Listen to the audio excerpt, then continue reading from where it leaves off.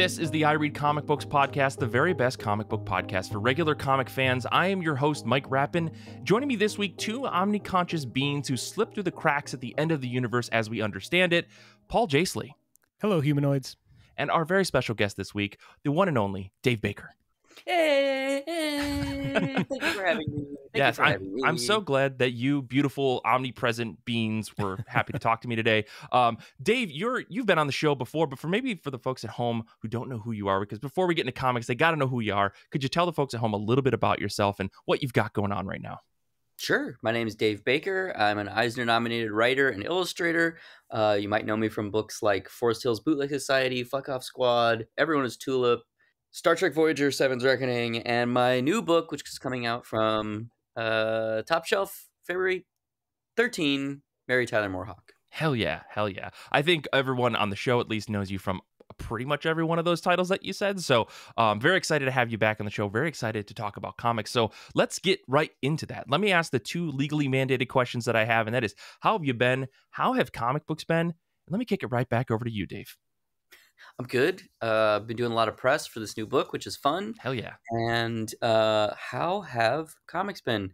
I think comics are good, man. I think comics are very good. I mean, I think the retail space could use a little help sometimes, maybe. Sure. People seem to be a little grumpy, could use some more influx of dollars. Maybe go to your local comic book store, clean out your poll, Mm-hmm. Yes. Special order something. Special order something that wouldn't necessarily be in your wheelhouse. Maybe just like put a little order for a book. Who could say what kind of book it is? Maybe it'd be a book named Mary Tyler Moorehawk. I don't know. That sounds like a really interesting thing to try out this year in 2024. It's a whole new year. Try buying a new book that maybe is out of your wheelhouse. I like that. Yeah. A little strange, a little left of center, a little weird. Yeah. Just go for it. Yeah. Well, what books have you been reading then? If you're buying things on the outside, maybe producing these weird little books that people should be buying. What have you been reading that's been maybe an inspiration for these types of things? I just read Sammy Harcum's collected Blood of the Virgin, which is a comic 14 years in the making, published by Pantheon. It follows a down on his luck, creatively frustrated editor in the 1970s who's working in a definitely not Roger Corman schlocky movie production company, and he gets a chance to direct his first feature film, which is called Blood of the Virgin. And the book is a kind of treatise about what it takes to be a creator, how you have to, what levels of compromise are you willing to make. It's also a walk through historic Los Angeles and lovingly illustrated, lavishly drawn, photo-referenced locations around the greater LA and the Valley. And there's a lot of nods and kind of Easter eggs for film history fans. The main character, the editor, is a loose amalgam of Sammy Harcum and director Peter Bogdanovich's life. So it's like Sammy Harcum's personality and some of his biography grafted onto Peter Bogdanovich and the things that Peter Bogdanovich did in the 70s. It's very interesting. The book, I can't say enough about the book. I think it's a masterpiece. I read it maybe like a couple weeks ago, and it just blew my mind. And I knew that it was being produced because it was serialized in Sammy Harcum's one-man anthology Crickets, and it's always been one of those books where I'm like, I'll read that someday. And then it just got collected and published by Pantheon, and I was like, all right, fine, I'll do this. I'll check it out. I'm sure I'll like this. And like within like 5 pages, I was like, oh my God, this is like my favorite thing. This is amazing. Interesting. Yeah, that sounds great. I'd never heard of this, but I love the cover right away. So like you're selling me really hard. This is the worst thing about this podcast. I say this like every week. Everyone comes to this show with amazing comics, and I'm like, I'm trying to budget my comic spending, and yet you guys keep throwing me these amazing comics every single week. But this sounds super cool. This sounds great. Yeah. Well, Paul, what about you? Let's bounce over to you. How have you been? How have comic books been? Well, Mike, I'm here in West Michigan, and I'm sure everyone wants to know what the West Michigan weather watch is like this day. It is 45 degrees, which doesn't sound great, but for early February in West Michigan, that's beautiful. And the sun is shining. As soon as we're done recording, I'm going to have to try to get outside and soak up some of this vitamin D that I've been lacking severely for the past few months. So Nice. But part of that means I get to stay home when it's not so nice out and read comics. I read a few things this weekend I want to talk about, one of which has been sitting on my shelf for a few months. I bought it last summer, and I figured I should probably get around to reading it since it's written by our guest, Dave Baker, and that's Night Hunters. Ooh. By Dave Baker with art by Alexis Zirift. This is a fantastic book. It's like been sitting on my shelf. I was like, well, I have to read it so I can talk to Dave about it. And it's basically a sort of dystopian sci-fi cyberpunk kind of story set in Venezuela 100 years in the future. And it's this, it gave me a lot of strong 2000 AD Judge Dredd vibes, because it's like that world where you can either be a criminal or a cop. That's really your two choices in life. And really the only people that survive day to day are the people that join the police. And heavy political commentary, good mix of action. It's exactly the kind of story I like. And what I really enjoyed about it, as much as that story, is like Zirift's artwork captures that perfectly. It feels gritty and violent and dangerous, kind of like a renegade underground comic, in a way that kind of feels you don't want your parents finding you reading it. And those are the best comics, Sure. Even you're 41 years old, like, why can't I let my mom know I'm reading this? So it's violent and gritty, and the use of color is amazing because you're set in this world that's so like gritty and grimy. Everything's really black and dark, and all the colors are almost like monochromatic. So everything's being feels like everything's lit by ambient light from like screens, and it gives it that sort of lived in gritty world feeling. I know, Dave, like in the backup that you wrote for the book, you even name check John Wagner and Pat Mills, and that comes through really strongly. So I'm a huge 2000 AD fan. I'm a huge Judge Dredd fan, and this is right in my wheelhouse. I really, really enjoyed it. Thank you very much. Yeah, I also love Wagner and Mills and Iscara and Boland and, a lot of those Mike McMahon, a lot of the 80s era Judge Dredd people I'm obsessed with. I recently read Be Bold, Be Vigilant, Behave, the Pat Mills autobiography about like the creation of 2000 AD, and he's a fascinating person to me. The thing I like so much about Pat Mills, and I think the thing that influenced the book a lot, is that like I like the way Pat Mills approaches things. I don't always actually love the way he writes. Sometimes I love it, and sometimes I'm like, I see what you're doing, but it's like it's like a weird middle ground where it's not dumb enough to be like, oh man, it's so charming because it's dumb, but it's too dumb to be highbrow, which is this weird kind of like stopping and starting sometimes with me. Interesting. Case in point, like I love Requiem Vampire Night. Have you read that, Paul? No, I don't know that one. No. Highly recommended. Okay. It's a French graphic novel series that he did with this guy named Olivier Ledroit. And the book is about I'm not going to use the technical term because it'll get us banned on certain platforms where this might end up, but a person from Germany who has views that I vehemently disagree with during the 1940s, who dies and then wakes up in hell and discovers that there's a war in the afterlife happening between various sects of demons to basically like mount the apocalypse. Okay. And he becomes a knight or like a soldier in the devil's army. And all of the demons in this world, like in this afterlife, are all vampires ostensibly. And it is kind of the equivalent of like the comic book version of Butt Rock. Like, I love it. Yes. Yeah. It's just like, like all the time. And like Olivier Ledroit, like he draws each panel individually and then digitally composes everything. So it's all painted, but each panel is drawn like this big. So it's super duper dense artwork. Amazing. Yeah, it's really cool. And like that book to me is the perfect amount of, it's kind of stupid. Like, why are zombies and ghouls and vampires in hell? I don't know. Because why not? It's commercial, I guess, and they're trying to get people in the seats. Yeah. But it's also like, it's philosophical. It's about kind of art. Can you come back from being someone who's made mistakes? You know, is the human soul something that can be permanently broken, or can it be mended? And just lots of fun, you know, Millsian commentary in the book as well. And also just like, you know, silly, goofy things like a giant pirate ship, you know, run by vampire pirates, like dropping bombs over like Victorian London and stuff. Like, it's cool. Amazing. Yeah. Amazing.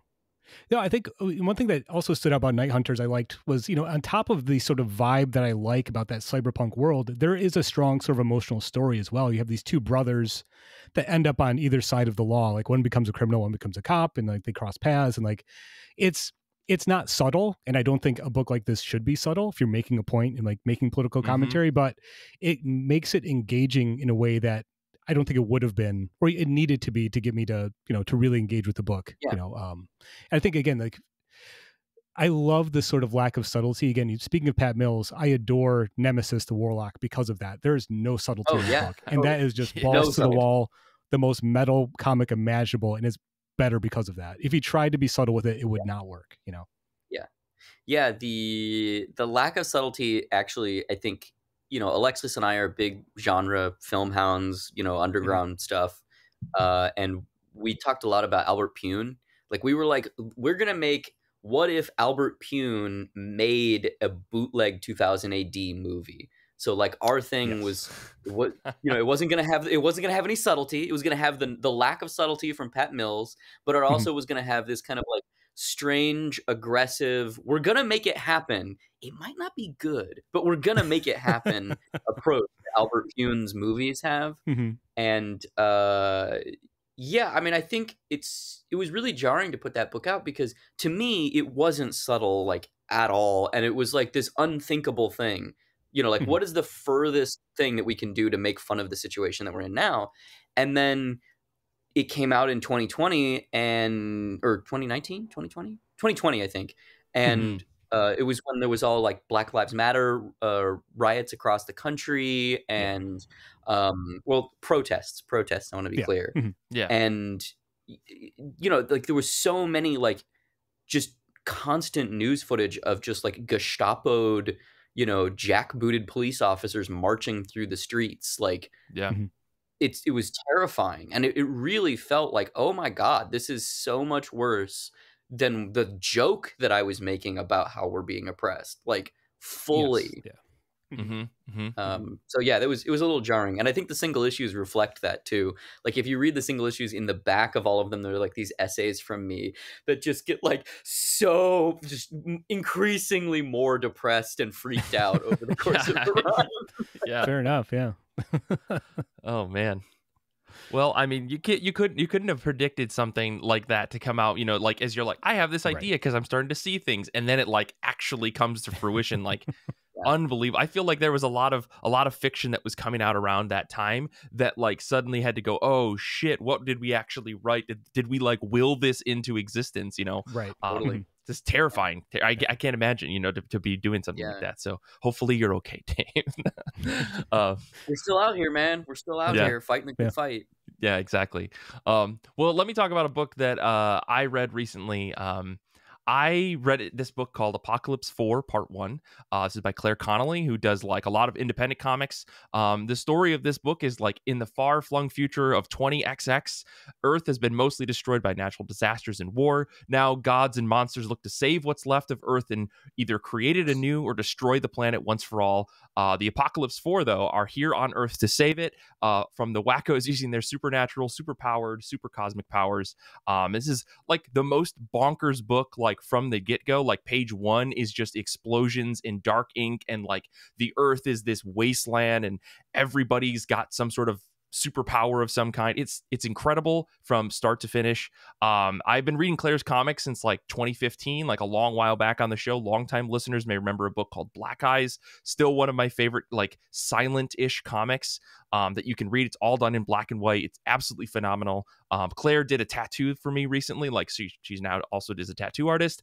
So when I went and saw her, I was talking to her about just comics in general, because she's a huge comic nerd. And she was like, oh, this is my latest comic, which is this giant like 11 by 17 comic folded in half. So like it's the size of a magazine. Yeah. Nice. It's like 28 pages long. And I think you can get it if you reach out to her, ClaireConnollyComics.com. I'll put a link to this in the show notes, but like this book rules. It's like clearly inspired by her deep, deep love of like Super Sentai and like kaiju monsters and just like Godzilla and things of that nature. So the whole book is about these Apocalypse 4, who are these people with like superpowers of various degrees of cosmic powers and super sentai powers and rage powers and just like omniscient powers, you know, like all the things that you would think in a superhero comic or manga, just kind of jammed into one thing, fighting against these brain lizard monsters that have created these 7 evil doom fiends that get sent down from Earth from the moon. It fucking rules. Like from the get-go, this book is just like balls to the wall action, and it doesn't stop until the very end. And it's wonderful because it's not like a super serious gritty book. There's like tons of little one-panel gags that I super love. And it's very chaotic. Some of the pages are like so much of a mess of action that you kind of have to like triple take as to like what's actually happening. But in the end, you're left with this like stupid fun comic, and I just love this kind of shit. Like this is exactly what makes me love some of the stuff in 2000 AD, and I'm so glad that people are publishing like independent zine style comics that are exactly this, and I cannot wait for the next one. Like I'm so hyped for this. It's like a 4-part book, and I don't know where you can buy this, like I said, but if you get a hold of Claire, I'm sure she will be happy to mail one to you if you're willing to pay, you know, shipping. So highly recommend this. Is Apocalypse 4 Part 1. It's so cool. I cannot express how fucking cool. Look, I mean, Dave and Paul are here on the phone. I'm gonna just like show you, like the book is just full of like pages like this where there's just like nonstop insanity happening on every single page. So looks great. Love this to death. Dude, I gotta get that. That looks rad. Yeah. It's so fun. It's so fun. But let's bounce back over to you, Dave. What else have you been reading on top of this wonderful weird comic that you had before? The 50-Year Mission, Part 2, the next 25 years, the oral history of Star Trek. Oh, God. Wait. Yeah. That's not a comic, Dave. Not a comic. What the fuck are you doing? Yeah, I know. It's true. It's true. It's not a comic, but it is what it is. This is what I've been reading. Yeah.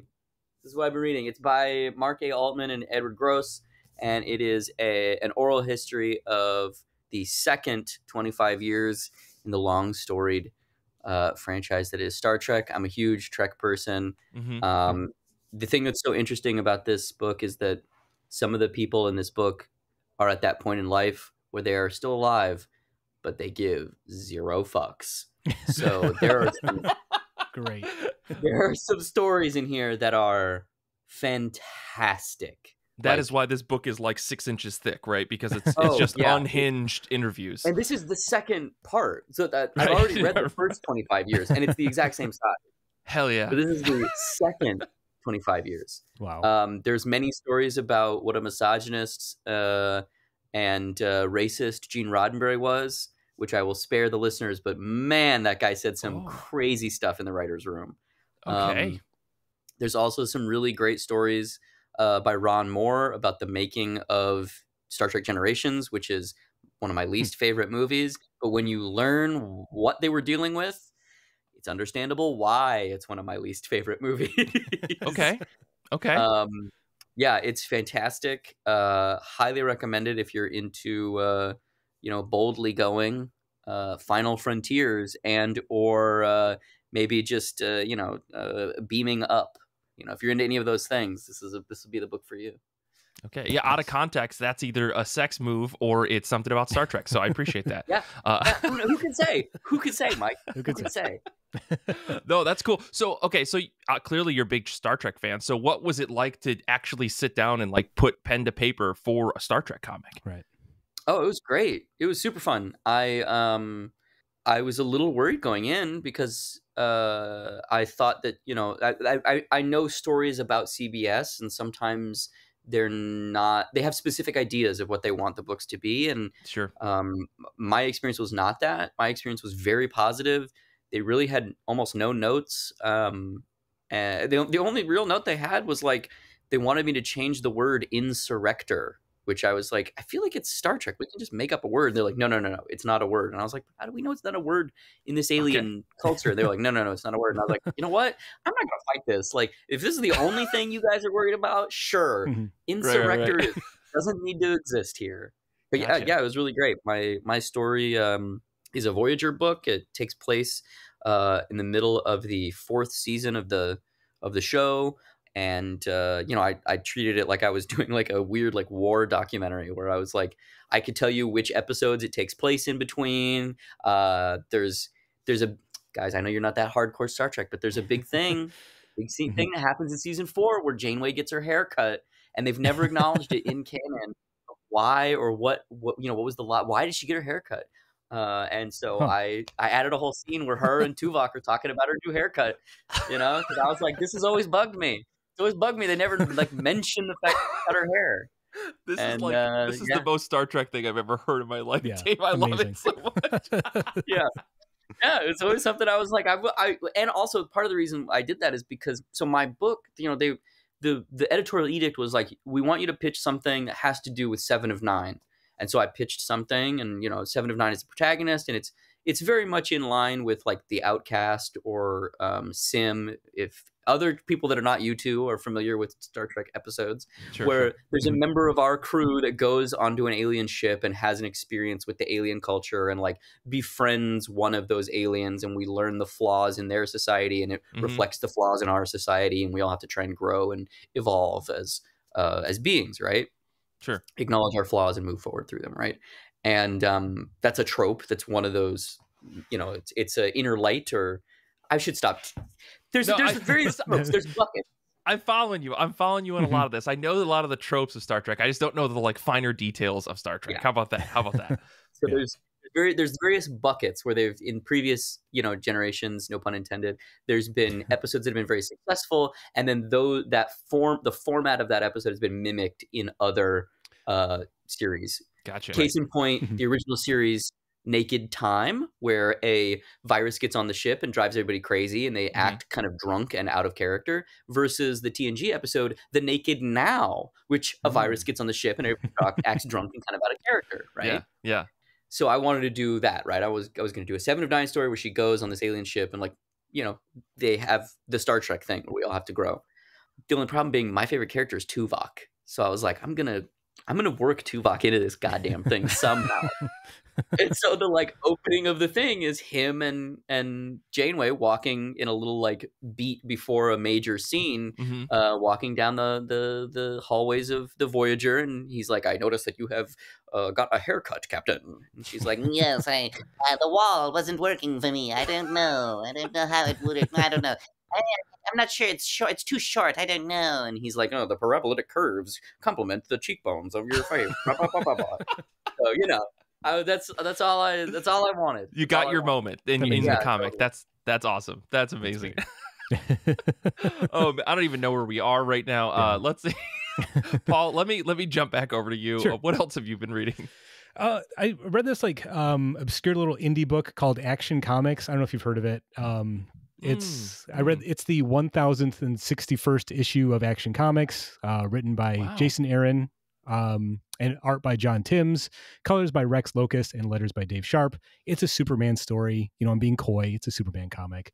I love the tradition where every time a big writer leaves Marvel to go to DC, they get the keys to Superman. Like Kirby did it, John Byrne did it, Brian Michael Bendis did it. Now Jason Aaron gets to do it.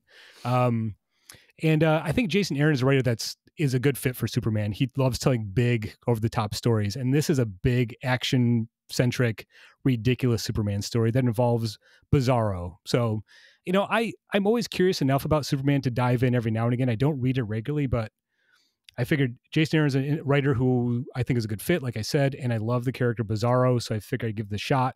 And it's really fun. The main plot is that Bizarro's homeworld, Bizarro World, has disappeared. And he blames Superman personally because of all the crises that are happening in the multiverse are all the fault of the superheroes of Earth. So he's going to get revenge for his planet disappearing. And his plan, I guess, involved him invading a world of sorcerers, basically a whole world of wizards. And they attack Bizarro, but he absorbs their magic and uses that to fight Superman because, of course, Superman is... his weakness is magic. That's one of his weaknesses. He can't defend against magic. Sure. So there's a whole sequence where Bizarro is just punching Superman literally across the solar system. He punches him so hard, Superman ends up on Venus, and he punches him again. He goes past Saturn, and it's that's the kind of dumb shit I want from a Superman comic. You know what I mean? Again, no subtlety, just big fisticuffs, flying through outer space. Bizarro is the perfect character for that type of story. So I think, again, Jason Aaron is the right writer to do that. I'm invested enough in the story now and maybe keep following it. And I don't think I've ever read anything that John Timms illustrated. And he's a really good Superman artist. He kind of has a less exaggerated Ed McGuinness vibe, if that makes sense. Remember when Ed McGuinness drew Superman? It's like kind of like a little cartoony, but really big and like over the top. Yeah. And like Timms gets there. It's not as exaggerated, but it has that vibe. It's a really good fit for this type of story. So the big cliffhanger at the end of the story is that Bizarro seems to have been defeated. He kind of like disappears, but he cast a spell before he disappeared, which is apparently turning the citizens of Metropolis into Bizarros. So you got to pick up the next issue to see what happens with that. So it's great. Does it end with Bizarro like looking out over the city and he goes, "They am all number ones now"? That would have been a perfect ending. Well, maybe they'll save that for the final conclusion of the story. I don't know. We'll get Jason Aaron on the call and just say like, "Hey, man, you got to fix that first issue." They'll fix it in the trade, maybe. That sounds like a lot of fun. Danny in the chat is saying it's only a 3-issue commitment to this storyline, so I might even check this out. Who knows? But let me talk about one more book really quick before we get into the top of our pile, and that is the By PEOW fanzine. There's a little fanzine that is available for free right now on Itch if you want to go read this. If you're a big fan of PEOW publishers or the studios that they did a bunch of books like A Frog in the Fall, Stages of Rot, the PEOW books maybe. There's a bunch of other stuff. X-Mag, which is a really cool anthology series that they did. They've done a bunch of stuff, and this little fanzine is just put together. It's like 28 pages of people just writing their goodbye letters to PEOW. It's very, very sweet. I happen to know like 4 of the people in there, so I felt really cool because I did not expect them to actually be in the zine. So that's really fun. But yeah, it's clearly a fanzine because of how many people love this book. Like, or it's all about how much people love this publisher. Like PEOW has put out some incredible books. I've talked about a bunch on the show here. I think Dave and I were talking before we started recording about how like we both love this publisher, and it's like, why did it end? And are they ever going to come back? And they're still online, but they're not. So I don't know. This is kind of just like a good like closing the book. Who knows what's going to happen in the future? But I really like this. It's very sweet. There's a lot of like insider bullshit, I think, in this fanzine, but it's clearly like a bunch of friends who worked around and knew some of the people of PEOW kind of just saying, I love you, I love you, I love you, goodbye. So if you're into that kind of stuff, it's available for free on Itch. Otherwise, that's all I can say about it. I don't know. I'm just glad that I know someone who knows someone, because my friends are in this thing and they know the people who made PEOW, and that makes me feel like 2 degrees of Kevin Bacon, right? Yeah, it's 2 degrees of Patrick Crotty. Yeah, exactly. Cool. Well, let's move on. Let's talk about books that are coming out, books that are on the top of our pile, that whether they're new or old or something you're just trying to get off of your shelf to finally read, which is what I'm doing this week. Let's talk about those kinds of books. I want to shout out the folks that are hanging out with us live here on Discord today. There's a link to our Discord in the show notes if you want to come hang out with us. They're reading some books, and Hugh is reading Lunar New Year Love Story by Jean Nguyen Wang. And Brian's going to be reading Starfinder, Angels of the Drift #5. Danny's reading Thundercats #1. God, another one. And Paul G is reading Wonder Woman Historia, The Amazons. Those are also like great books. And I can't believe that there's a Thundercats comic coming out in the year 2024. And if I looked it up correctly, Declan Shelvey is writing this book, of all people. So, yeah. Wild. So I'm sure it'll be good. He's a fantastic writer, but also, do we need a Thundercats comic book? I don't really know. But let me kick things over to Dave. What is on the top of your pile before I just start ranting about IPs that I know nothing about? Look, man, I love Thundercats. I'm all about it. Huge fan. Sure. I'm not even joking. Like, I genuinely love the Thundercats. Okay. Yeah.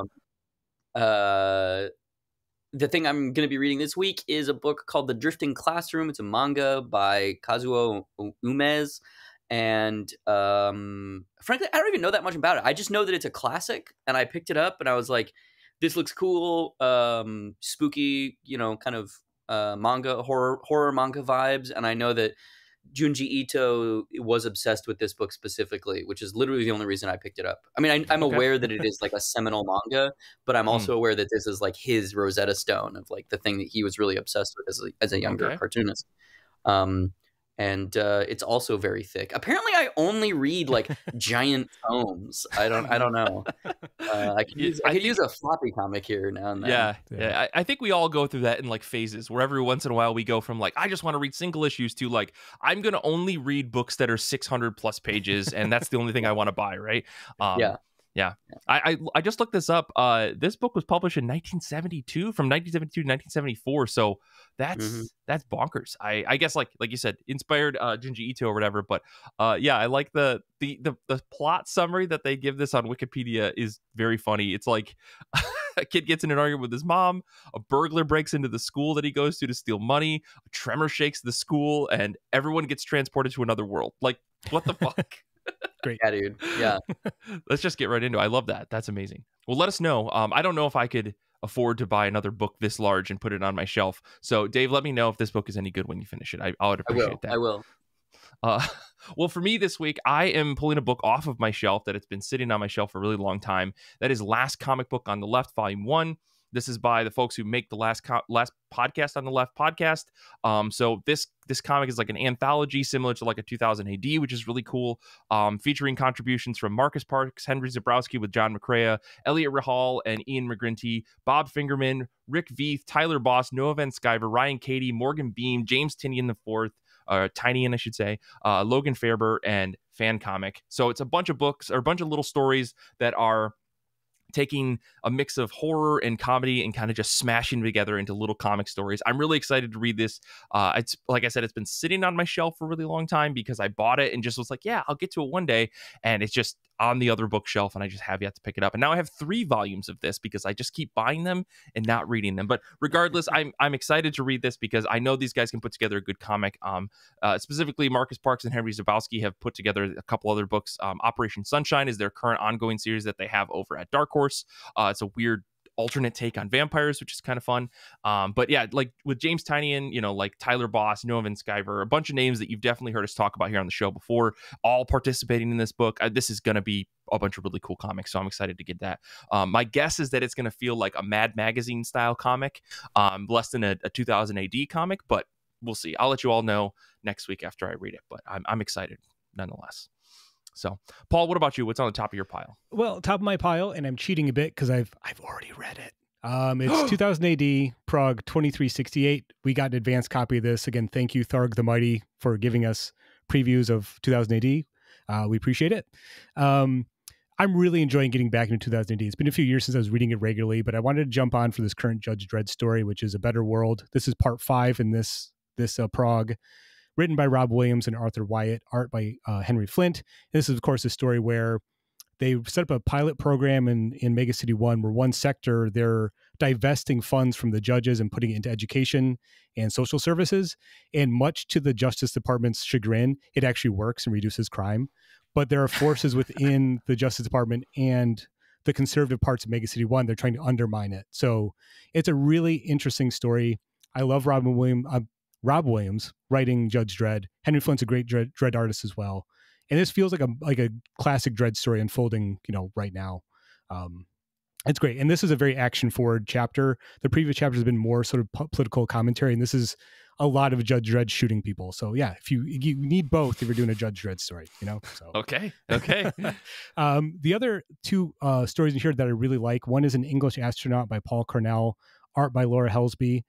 That's like a fun little time travel story about a soldier in 1955, I think, sent to our time to investigate a time anomaly. And it turns out he might be what's causing the anomaly by doing that time traveling. So that's sort of classic, science fiction time travel trope. But the story I really like in this, and as well as the Judge Dredd story, is Thistlebone, the Dully Tree. This is part 5 in this issue. T.C. Elgington is the writer. Simon Davis is the artist. And this is kind of like a paranormal investigation story centered around a film production. 1970s, someone's filming a film in England that's about the witch trials, and all these bizarre things are happening around the filming. It has a very heavy folk horror vibe. If you like The Wicker Man or Midsummer, it's got that approach to it. And the artwork is beautiful. It's this painterly artwork that's horrific and beautiful at the same time. I'm really enjoying it. So I know it's tough to read 2000 AD week to week, but if down the road when they collect this Dread story and this Thistlebone story, I think that'd be worth picking up. Yeah, man. I'm so excited to hear that like you and Danny, who's on the show, like diving into like Judge Dredd and all this 2000 AD stuff, because I feel like every time somebody ends up recommending me something from 2000 AD, it's always awesome. So like the fact that we can actually get the little chapters is much more approachable, I think, than like the huge tomes of like, here's 5,000 Dredd comics compressed into this one, digital PDF that we're going to give you. I think this is way more approachable, especially just because it's like, what is it, 8 pages at a time? Like, I don't know. I love that. Yeah, it's great. Like I said, a few years ago, I tried to read 2000 AD, and like that thing where it's like you have to stay up in it week to week. But it's easy to backlog them, especially when you get them the PDF like that. So, and it's a fun way to read comics. I like the way they force the writers to write very concisely. Again, you got 8 pages to make your point. That's it. You don't get 22, and it's like it makes for comics that are much easier to binge in a way. Totally. See, now this is your gateway drug into actually reading chapters from the Shonen Jump app. So, Paul, eventually we're going to get you to spend those $2 a month so you can access 15,000 plus digital chapters of Naruto and One Piece and Bleach and My Hero Academia. Yeah, this is the Paulie's manga year. We'll see. Yeah, very cool. Well, let's take a quick break, and when we come back, we're going to talk to Dave about this little weird comic book that he's been working on called Mary Tyler Moorehawk. I'm not insulting, I promise. It is weird, but in like the best of ways. So we're going to talk all about that. We'll be back in just a second.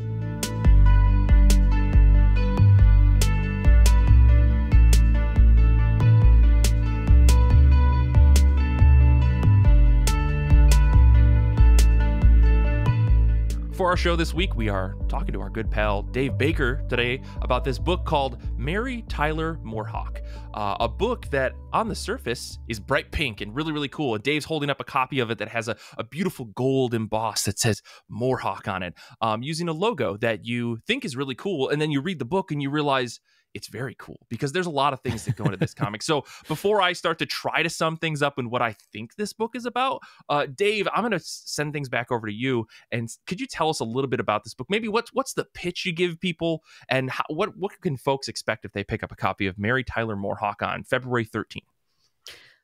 So thank you, Mike. That was very nice. The quick pitch that I usually say is it's Johnny Quest meets Infinite Jest.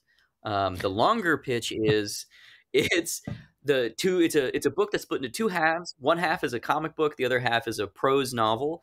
The comic book half is a action adventure story that stars a Johnny Quest, Nancy Drew, Hardy Boys style archetype named Mary Tyler Moorehawk and her extended family of super scientists as they're attempting to stop a villain from their past from destroying the world in a kind of globe-trotting, Bondian, we gotta pull out all the stops style retro-futurist story. Mm-hmm. The prose sections are told through excerpts of a fanzine 100 years in the future called Physicalist Today, and you're reading excerpts of these essays written by a journalist named Dave Baker, who's obsessed with a TV show called Mary Tyler Moorehawk that only lasted 9 episodes and then was canceled. In this future, physical objects have been outlawed, and because of that, movies, TV, all of our kind of like collective shared monoculture has more or less evaporated, with the notable exception of a small group of underground collectors called physicalists who go to weird basement shows and sell old, VHS tapes to each other and try and restore VHS tapes players because nothing works anymore because it's 100 years in the future. Mm-hmm. And over the course of this obsession that the journalist Dave Baker has with this old TV show, he's like, I'm going to figure out why this show got canceled after 9 episodes. Oh my gosh, it's actually adapted from some comics. Oh my gosh, the guy who made the comics and created the TV show is named Dave Baker. And so that sends him off on a strange existential mystery where he's trying to unlock why this person was let go from the show. Are they related? Are they not related? Is it just a weird metatextual coincidence that they have the same name?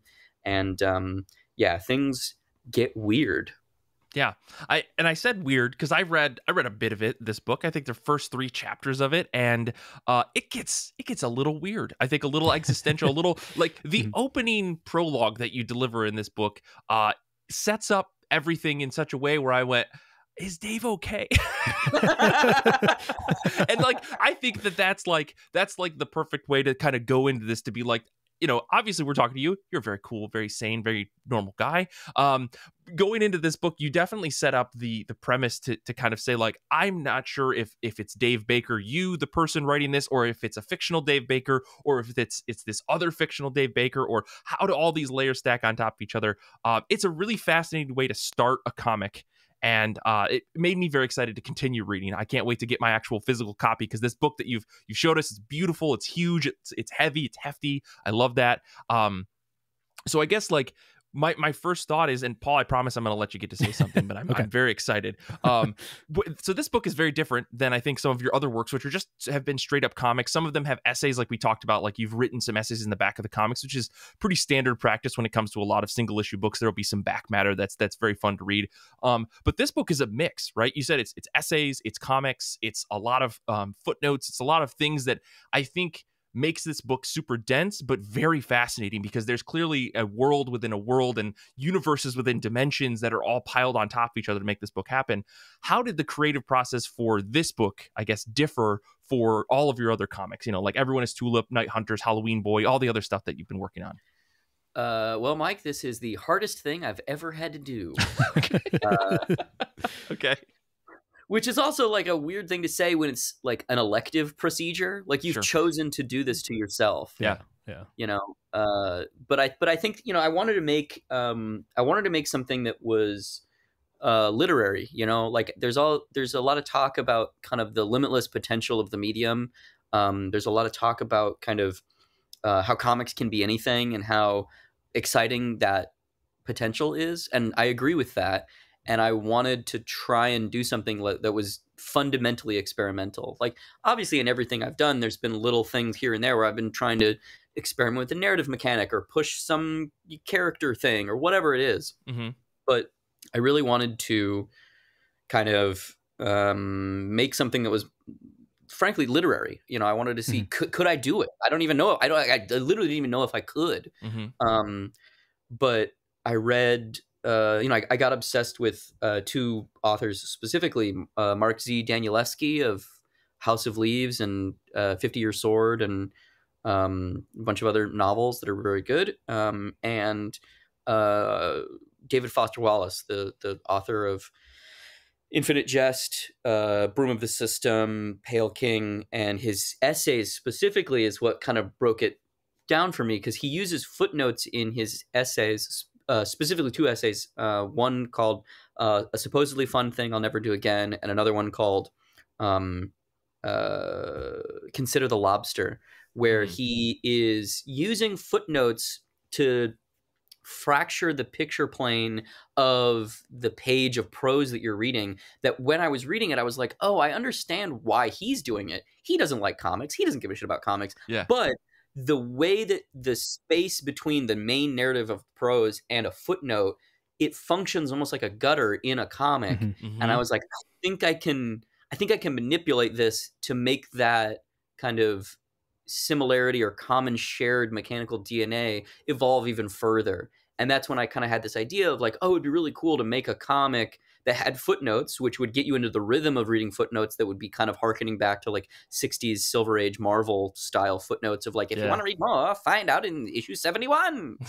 But also then transpose that footnote mechanic into a prose section where you would be able to delve into the world or do... At first, I didn't even really know what it was going to be. I just had the idea of like, oh, it'd be cool to share that push and pull a little bit.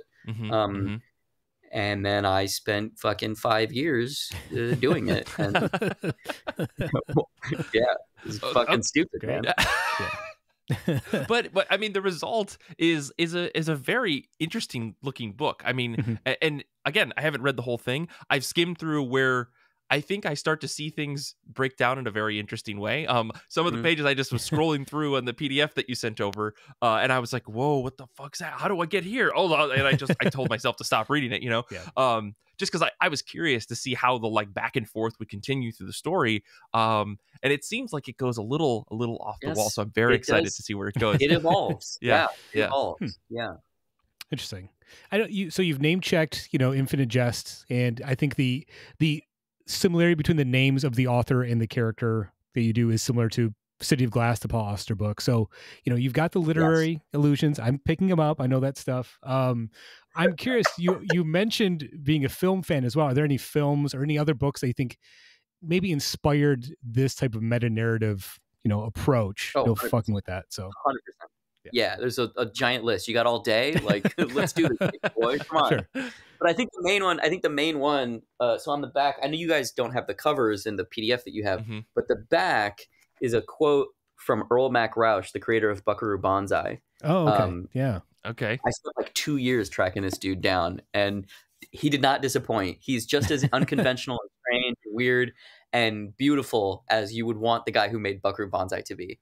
But Buckaroo Banzai is a foundational influence to me. I love it so much. And specifically the relationship between Buckaroo Banzai, the movie, or Buckaroo Banzai Across the Eighth Dimension, The Adventures of Buckaroo Banzai Across the Eighth Dimension, the movie, and The Adventures of Buckaroo Banzai Across the Eighth Dimension, the novelization, was what really started to get me excited, because if anybody doesn't know, the joke of the movie Buckaroo Banzai is it's a sequel to a franchise that doesn't exist. So the movie like starts like 5 times, where like you meet Buckaroo Banzai and it's his character introduction, and he's doing brain surgery because he's a brain surgeon. And then you meet Buckaroo Banzai again, and he's now driving a car that can go to alternate dimensions because it goes so fast. And then you meet Buckaroo Banzai again, and now he's in a band, and he's a rock and roll star. And like, it's supposed to be harkening back to the like Doc Savage or, Phantom style serials, where because of the nature of a serialized narrative, you have to introduce the audience to a character multiple times. The beginning of every story, you got to give them in the intro to, have a little synecdoche for who they are, right? So the audience can come in cold, which is now what we're seeing all these Marvel movies, where sometimes that works and sometimes that doesn't work, which is a very interesting thing of like Buckaroo Banzai was like 40 years ahead of the curve in that. But the novel, the Buckaroo Banzai novel or novelization, is in universe. Like you're following a character named Reno as he basically follows Buckaroo Banzai around through the events of the movie, but he's adding context and he's telling you all of the things that the movie just leaves out, which to me is so funny. And like a lot of the stuff in the book is like they're like either direct references to like Mary Tyler Moore being direct references to Buckaroo Banzai, or they're like structural references of like, oh, in this chapter Mac wrote the adaptation like this, I'm gonna kind of mimic that thing here.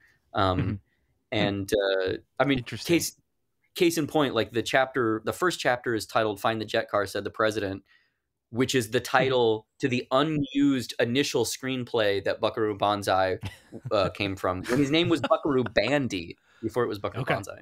Oh, okay. Yeah. I didn't know we were going to get Star Trek lore and Buckaroo Banzai lore in one episode. This is amazing. Yeah.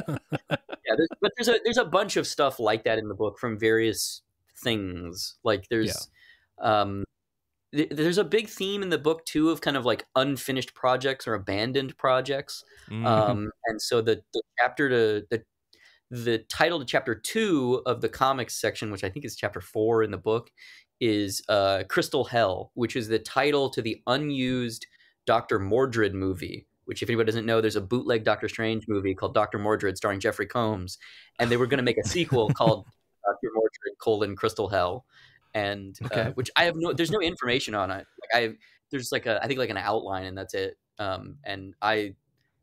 Charles Band, the guy who ran Full Moon Pictures and Empire Pictures, is a huge Marvel fan. So there's all of these like weird Marvel things that are associated with his movies. A lot of his characters exist in the same worlds. There's like crossovers where Dollman shows. There's like a Dollman versus Demonic Toys movie or whatever.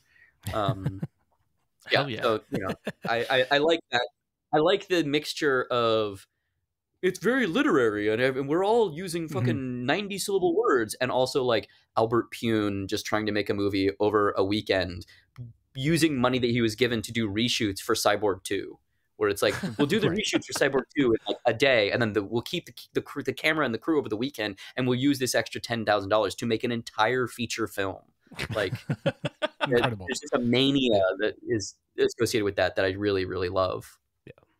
Well, that kind of leads to another question I had was, do you have a process for naming characters? Because there's a couple points in the book where you have like the big splash page with all the characters and you give a rundown of their name and their summary, and they're so clever and funny, and there's references. I mean, you must spend a lot of time trying to like tease all this stuff out. It feels like it's just kind of like their throwaway gag, but obviously there's a lot of thought put into it, you know?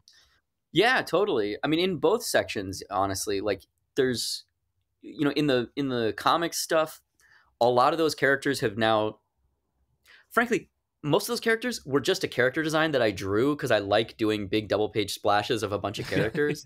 And then they were so fun to draw. I was like, I should just do this again. And so then it became like a mechanic of every title page is going to have 500 characters on it. And then I was like, you know, this is the problem with me and the way my brain works is it's always, oh, wouldn't it be funny? Oh, wouldn't it be funny? So it starts as like, oh, wouldn't it be funny to do one of these? Oh, wouldn't it be funny if everyone did this? Oh, wouldn't it be funny if there was little like G.I. Joe file cards or like footnotes that gave explanations to everybody, right? Yeah. And like, so then you now that those characters have a name, they have a backstory and a cool character design, of course I'm going to put them in something, right? Like I have to. Like it's so, you know, a bunch of them, like Halloween Boy comes from there, you know, more or less. Like he was kind of tooling around, but I've done 5 issues of him now. Dree Blazenby, who's one of the recurring characters in those title pages. He's also in Halloween Boy and in other books, which I won't say, but yeah, he's around. Like there's all of these characters that have like kind of come directly from my ridiculous penchant for like, and now I'm going to think about this way too hard. Well, it just sounds like a lot of your bits suddenly become not bits anymore and become like real things that aren't necessarily 100%. serious, but they're just like I accidentally fully fleshed out this entire universe. Whoops. Like, I mean, that's kind of how, I mean, even the title was a joke originally. Mary Tyler Moorehawk is a pun on Mary Tyler Moore. But frankly, I've worked on this thing for so long, I forget that it's a joke. So when people are like, so Mary Tyler Moore, I'm always like, oh yeah, it is a joke. Right. Yeah. On a long enough timeline, you just, all humor gets ruined, you know? Yeah. I at first wasn't sure if you were going for like a specific thing. I was like, how is this going to tie into Mary Tyler Moore? Is this going to be like a whole thing? But I like that it's just like, it doesn't. And it's just a thing. You're just owning it. Plus, it also makes like the perfect abbreviation. Like MTMH is just like a cool thing to read for some reason in my head. Because I feel like if it was just like MTH, it wouldn't be as fun. But having 4 syllables for a 4 like syllable name, I don't know, something about that just like clicks in a weird way in my head that I really, really enjoyed. So I'm curious, like, so you said this kind of starts off as like a bit, then, or it starts off as like kind of a joke, and then it becomes a real thing. Like, how deep down this rabbit hole did you go with just like, you kind of already said this about like, you've created all these characters as kind of jokes, and now they fleshed out. Like, where does it stop? I guess, like, when do you finally stop and say, I'm going to put a story behind all of these kind of jokes? Yeah, you know, I don't know. I think I don't have a perfect answer for that, because at a certain point, it's like you just don't. The book gets taken away from you. You know what I mean? Like, okay, it's, to me, that there's always stuff to build on. There's always the next thing to like, oh, wouldn't it be funny if, like, frankly, I can't read the book. I've read it so many times for proofreading and all that stuff. I can't look at it. But I will say, like, a couple days ago, I was just like looking at the book because it's printed so nicely, and I got sucked into one of the pages in the middle of the book where the journalist Dave Baker is trying to find out where the recluse old cartoonist Dave Baker is, and he meets a guy named G.R.R. Liebes, and Liebes's whole shtick is that he's like a guy whose only influence is the work of old man Dave Baker. So all of his ideas are just kind of like weirdly filtered down, dumbed down versions of somebody else. And that whole chapter is about trying to find your artistic voice and trying to evolve as an artist past your influences and, you know, develop a worldview that is unique to you, that stands apart but is informed by your, you know, artistic predecessors, right? And there's a whole section where I don't remember writing this at all, but I wrote out like all of these fake fake biographies that G.R.R. Leavis had written about other artists that he was obsessed with, and how none of them compared to the, like, I think he wrote, like, the name of the book he wrote is like The Cult of One, Dave Baker and Mary Tyler Moorehawk, the story that changed a generation and no one remembers, or something along those lines. Sure. And it's like this really stupid, like, self-involved, like, academic look at these works, which is, it's just so funny to me. Like, I guess that's the thing too, is, you know, you're asking, like, how do you build a narrative around it? It always starts with that, wouldn't it be funny if, and for better or for worse. Well, I mean, it works though. Like, I feel like from what I've read of this book, like, it works really well in just like having all of these little bits. Like, clearly I could see in the stuff that I read, is just like, you're just coming up with lists of stuff and just saying like, yeah, and this person did this, or there's a whole section, I think, in that first chapter of like, secret organizations are really hard to, you know, keep together because there's all these people that want to constantly splinter and change and I'm like, I'm sitting at my house reading this and I'm just laughing my ass off because this is a funny footnote that has nothing to do with the rest of the book. And it turns out that this book in general, Mary Tyler Moorehawk, is just littered with all of these kind of like asides and bits and pieces. And it sounds to me like you've clearly put a lot of work into them, but a lot of them are also jokes. And I love that mix in there fleshes out the universe, but also can get me to belly laugh about like the absurdity of the moment. So I don't know. It works, I guess is what I'm saying. It works for me. I like it. Thank you. Yeah, that's for better or for worse, that's the stuff that I really like. You know, like when I'm reading stuff like, you know, I love the density of somebody like Pynchon, or the like weird kind of banged out nature of Philip K. Dick, where like sometimes he's amazing and sometimes you can tell he's high.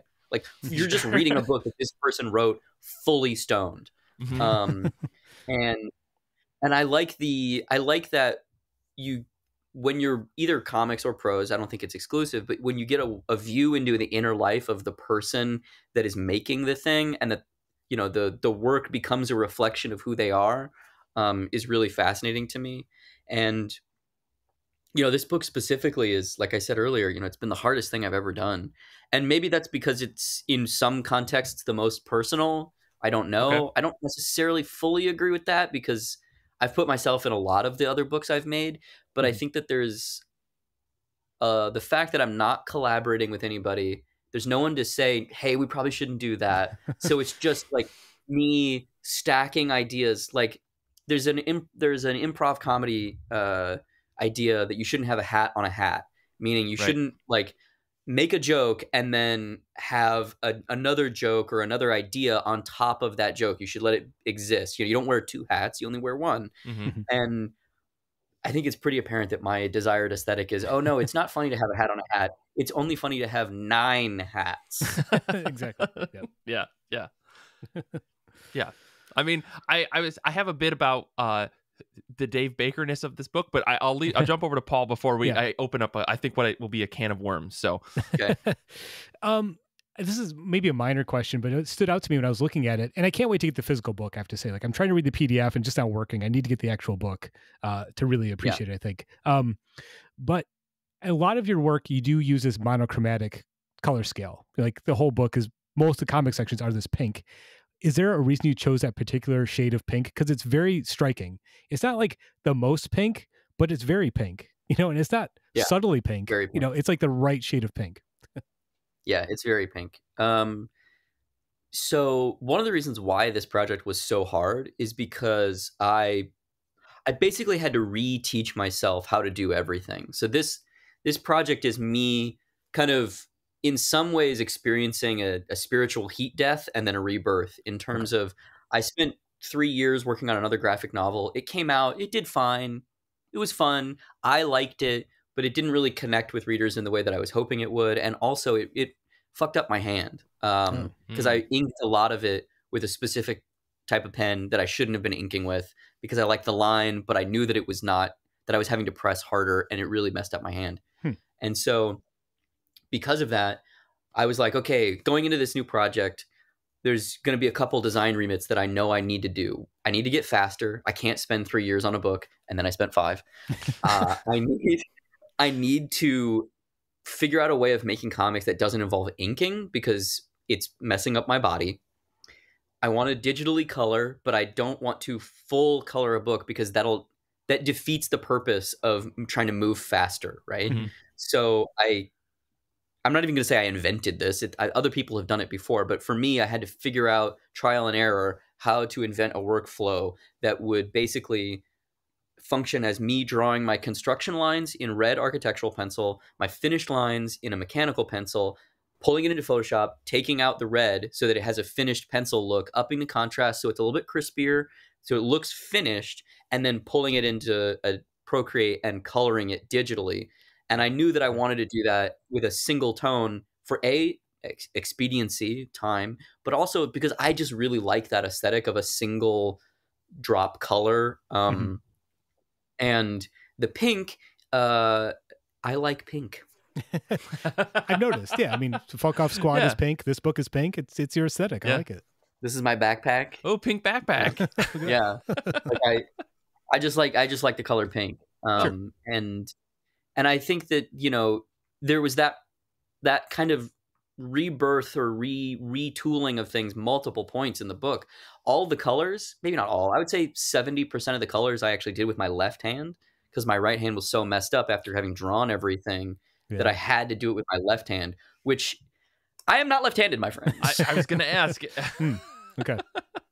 I am not left-handed. Wow. But I can do stuff with my left hand enough that I could get it like 70% of the way there, 80% of the way there, and then finish it with my right. Or after I kind of did enough of it, I didn't even have to finish it with my right. I could just do it all with my left. Gotcha. And then I also retaught myself how to letter in Procreate as opposed to in Illustrator, which also took a fucking ton of time. Interesting. So there was multiple, I know where I want to go, but I don't have a clear path, which is, I think, the reason why there was such a circuitous, winding way to get there. There was a lot of kind of, how do I do this? And then pacing around my apartment for like a week. Man, that's wild. You did all the lettering in Procreate. Sorry, I've played around with Procreate quite a bit because I that's how I like do all of the quote unquote graphics for the show, basically like organizing things. It's my Photoshop Lite. But like I can't imagine doing lettering because there's not like the vectorization that you use in like InDesign allows for a lot of like really easy like pieces and stuff to put together. I guess like I'm curious, was it just drawing all the bubbles by hand, or was there some other mechanic that you used for that? Yeah, basically the work process is at the time I did it, it's different now because it's been updated, but at the time there wasn't a way to keep font the same size. So what I would do is I would go in, make a layer of a custom made font, and then write one of the word balloons with that font at, whatever, 8, 9, 11, 12, whatever the font size was. And then I would just duplicate the layer, move that the duplicate text to a different area, rewrite the text of the balloon, and then clone it again. And so you basically kind of like it's a weird kind of circuitous ass backwards way of like you write one word balloon and then you clone it a bunch of times, change the actual text, then go in, draw the word balloons, then go in and put white behind the word balloons, if that makes sense. Interesting. Yeah, no, I totally follow. That's a lot of work, man. It is a lot of work. It is. That's it is crazy. A lot of work. Yeah. Yeah. That's the thing that people don't ever really process. Like, I'm glad that we're talking about this now because there's so many things like that where it's just like, well, what do you mean? Don't you just put the words on the thing? You just drop them in? And it's like, this is just, it's harder than that, man. Like, it just is. Listen, the next comic that I make, of 0 comics that I made, just going to be made in presentation or in PowerPoint as a presentation thing. So I could just drag and drop everything. It'll be nice and easy, I'm sure. Just drag in some clip art. Don't worry. It's going to be a really great fan Star Wars comic or Star Trek comic or something. I'll find a way. Did you ever read that comic that, what's his name? He used to write for SB Nation. He did I think it's called like... Jon Bois? 4,000 years of yearning or 4,000 years. Is I it don't know. the 1870-72 thing where it's about football and it's just like a forever comic? Yeah. Or yeah, it's like it's supposed to be like football in the future, but it's played across the entirety of the United States because like these super robots have the ability to throw and kick just like at unbelievable distances. Yeah, I read that before. I read I think most of it, but it's because he did bizarre. 2. It was right. Oh, He did that okay. one, and then he did one about where you're reading calendars and there's text put on calendars. Do you remember this? I did not read that one. That's No. So awesome. this, the one I'm thinking of is I think it's like a date. I don't remember the title, but it's like 40,000 BC or something like that. And the whole comic is done in calendars where you'll be reading a calendar and then there'll be little notes on the calendar that say like, I'm so alone, or where are you, or are you there? And then as you scroll through the calendar dates, there starts to be a conversation, and you're watching these two people seemingly fall in love, and then all of a sudden one of them starts replying less, and the protagonist voice box or whatever is like lonely and trying to rekindle that connection, and it's not working. And then there's like a scroll of like 400 years in the calendars where nothing is happening except for one of the voices being like, why aren't you replying to me? What's going on? Yeah. And the end of it, after this, it's probably like a 5-10 minute reading experience, but at the end of it, after scrolling and scrolling and scrolling, you realize that the voice that's asking why aren't you there is a satellite. It's like the Voyager satellite that is in orbit, and it's like so far out we can't connect with it anymore. Yeah, it's I just found it. It's called 220, like 20020, which is a sequel to 17776, which is about American football. But yeah, they all take place like very, very far in the future because the idea is like it's robots and satellites and all this other crazy shit. Yes, I read 17776. Yeah, but I didn't know that there was a sequel that he put out because that's awesome. Yeah, it's really, really cool. What's that guy's name? Jon Bois? Jon Bois. He's Bois. He's done a ton of stuff for SB Nation, like around football. He did like a 8-part series or 7-part series all about the Seattle Mariners, and I didn't think that I could care about the Seattle Mariners, and he did an entire docuseries that I was just enamored with. He talks about like the history of the organization, how they've never won a world championship, and how like they've come so close over their entire history. It's fantastic series. He also did a series about mixed martial arts and the rise of UFC. Did you watch that one? I haven't seen everything. I feel like every time I hear about new shit that this guy's done, I'm like, all right, there goes 9 hours of my life. That's just what's gonna happen. I don't give a shit. I don't give a shit about mixed martial arts. That's not true. I like the idea of mixed martial arts, but the actual like UFC dudes breaking each other's legs makes me really sad. I'm like, this is not worth it. This is depressing. This is not fun for me. But he did one all about the history of UFC and mixed martial arts and like the idea of a kumite, and like it's fascinating. Interesting. Well, you sold me. Oh. I just found a supercut of that entire thing on YouTube, so that's that one's really good. His series that he did about all of the Bobs of professional sports is really fun. About the disappearance of the name Bob in professional sports is awesome. Everything that Jon Bois touches is fascinating. He's got such a unique sense of humor that works to be a combination of like very informative, but also very dry and super funny at the same time. Like I totally love his style. But yeah, I guess the reason we brought this up, did he make 17776 in PowerPoint? Is that what we're saying? Yeah. I think he did. Yeah, I think he did it in like, they're just calendar pages. Like I think he literally like opened a calendar app and like wrote in it in PowerPoint or something silly like that. Yeah. No, that's awesome. But again, this is like the medium of comics can literally be anything, and I think this is proof because that book or those stories read like comics, and because it's all images with text. It's not like prose, which is very interesting. I guess I've got like 2 questions maybe that we can use to wrap things up. Paul, do you have anything you want to ask Dave before I ask maybe my biggest question in my entire doc? I got to hear the big question, Mike. Go ahead. Okay. So, I first off really curious. Did all the photos in this book were those things that you did and like edited yourselves or yourself and stuff, or is it stuff you found or got from other people? So, I can't believe we made it this long in. This is my fault. I'm sorry, Mike and David.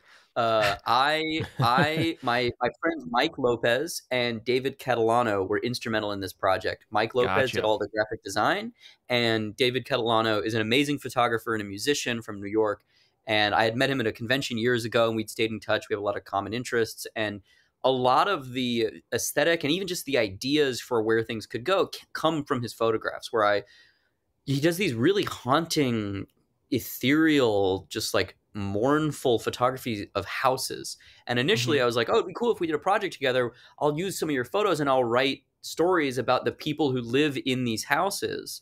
And then we ended up not doing, we ended up not doing that. We ended up doing something else. And it was this where, I think we were going to originally just do that as a zine, excuse me. And then because I'm incapable of doing anything that doesn't spiral into being a giant magnum opus, it became this. And he was like, this is so much more complicated than I thought you were going to do with my photos. And I was like, yeah, I know, but it just, he's an amazing photographer and he contributed so much with his photography. Like the book would not be what it is without his photographs. Gotcha. But even more so, or not even more so, but also, Mike Lopez is like, I just think the world of him. He's an amazing graphic designer. And he put up with me giving him like a 90,000 word Google Doc and being like, make it pretty, please. And he was like a little overwhelmed at first. I think he was like, what? Yeah. Wait, what?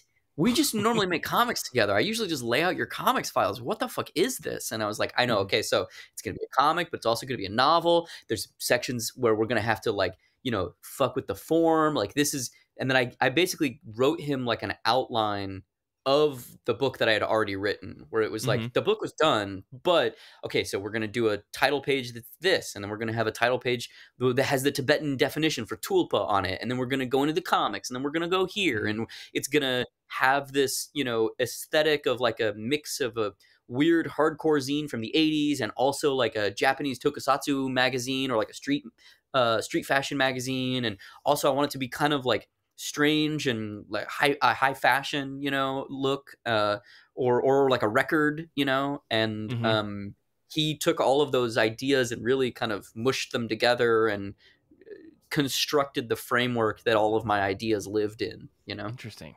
Well, that's awesome. I love to hear that kind of collaboration come together for a book like this, because like you said, you didn't collaborate with people in quotes here in the same way that you've done with other books, right? But you did have like collaborators to make this book happen, because folks, as we've said a million times, most comics are not just one person, right? Even people that are publishing books like by themselves, like still have folks that are helping them and all that stuff. So that's awesome to hear. I think the last question, my big burning question, is who exactly is Dave Baker? Who the hell are you? What's going on here? Has this all been a ploy? We've known each other off and on for almost a decade or something like that. Like, what's going on here, man? What's happening? I think the most accurate answer to that question is in the book.